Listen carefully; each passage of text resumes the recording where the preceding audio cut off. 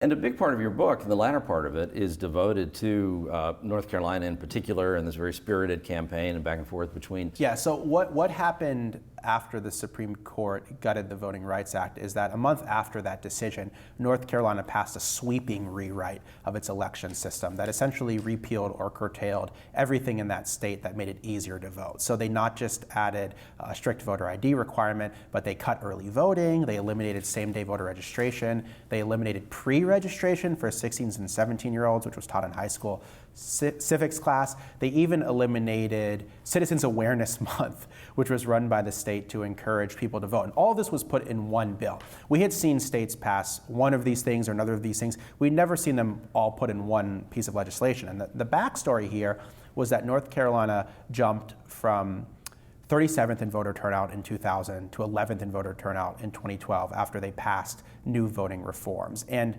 black votes in particular increased, and black turnout and black registration surpassed white voter turnout and white registration in the 2012 election in North Carolina. And that was the context for why these new restrictions were being passed. What we saw on Election Day 2014 is that longtime voters in North Carolina, including members of the military that I describe in my book, they showed up during early voting and they expected to be able to register to vote, and they were no longer able to do so. What we saw in North Carolina is that this group, Democracy North Carolina, found 2,300 instances of people who were turned away in 2014 by these new restrictions who would have been able to vote in 2012 or in previous elections. And they estimated that the number was actually much higher, that probably tens of thousands of people did not comply or were not able to comply with the new laws.